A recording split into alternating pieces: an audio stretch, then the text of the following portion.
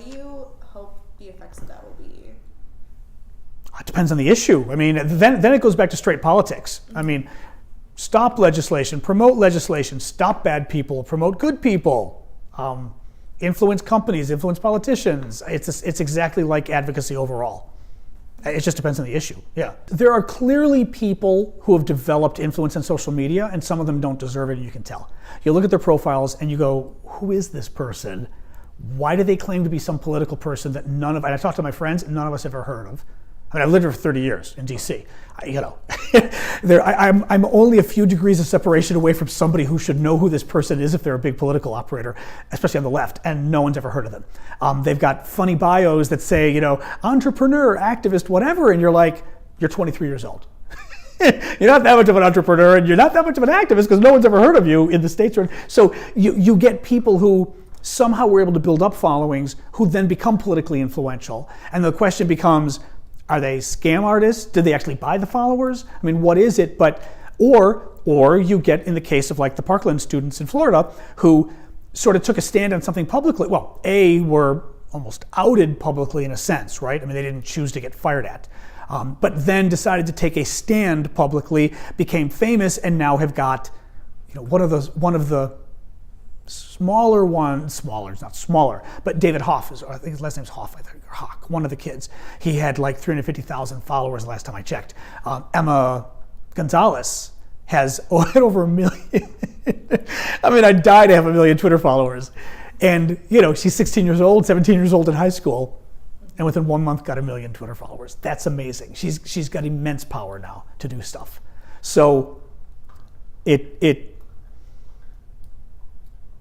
chicken and egg, whereas you've also got some people who are just, I guess she'd be an example of that. In a way, maybe she did become political and had the megaphone, so she was able to get the followers to be even more political, Or you get movie stars who get the followers, period, and then maybe they decide to be more political. So maybe that's a case of not being political first, but it's like any other tool. It just depends if you want to use it for politics or use it for self-promotion or PR or for your business or whatever, Is there anything that you wish you could change about Twitter?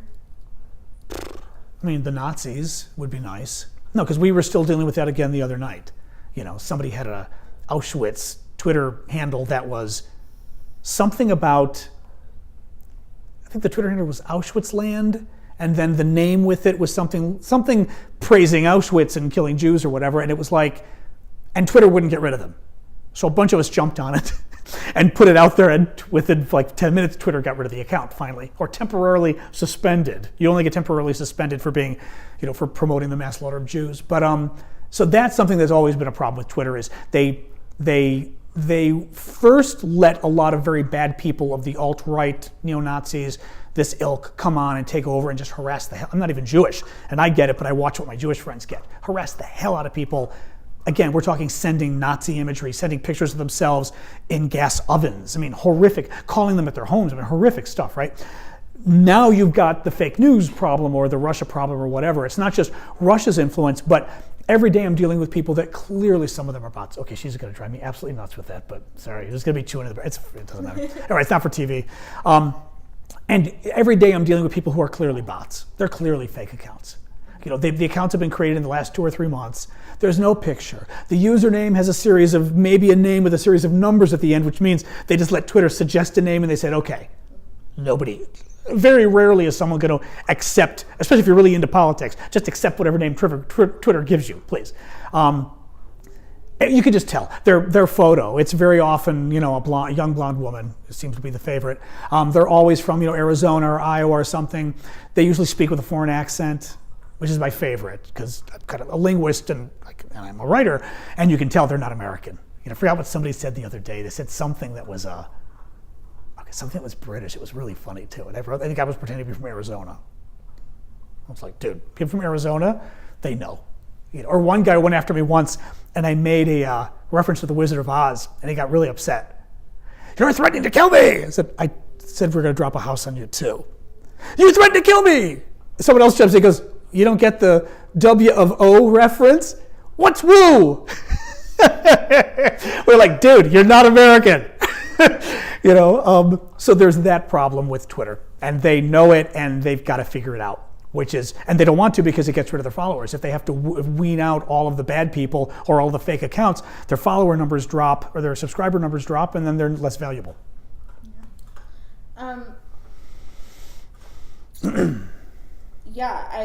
curious what you think about the anonymity that you mentioned is really pretty wild. Well, it's a problem now. It may not have been a problem, but now it's a problem because people are using it to either hurt people or hurt the country.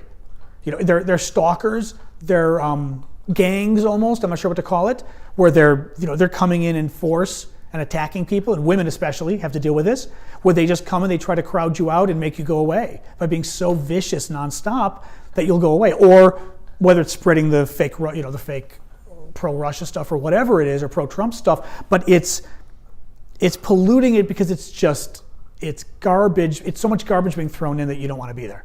That's the downside of Twitter. It's almost as bad as YouTube's comments that have been a cesspool for years. Don't even read the comments on YouTube if you ever post something there. Cesspool, and they don't patrol it at all. Twitter is second to that, I think. Except there's a lot more good stuff, but every day you're having to block people and silence and mute people because they're not there to disagree. They're there to throw bombs. Yeah. Is there anything that sort of has come out of this political divide that makes you wonder that makes you sort of reflect on how sort of the language that the left uses on Twitter? I guess I mean sorry, just because that's okay. This project is very nonpartisan. That's right. She's asking the left about the left, and that's okay. But so we're going to both sides. Yeah. I'm like jumping between conversations, but the sense of for example, the right would say that real Democrats around the country don't actually care that much about Russia. That's one of their arguments. Do you think, or they would say that when influential Democrats talk about Russia, it's in a way that is that's very elitist, and that threatens that sort of erodes the billionaire white people accusing you of being elitist. It's okay. No, I mean, so, right. But I'm sorry. But what's sort of the question though? Is there any language that you wish that the left do you wish that the left approached any of these topics in a different way to appeal to a wider demographic? Are we just in an echo chamber, or is there something else happening here where we're trying to bring more people into the conversation?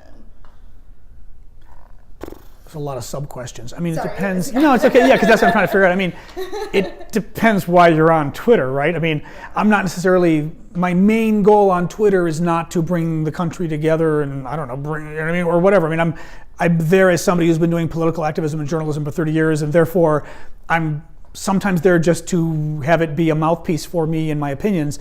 A lot of times it's to influence particular people, to influence the country overall, right? So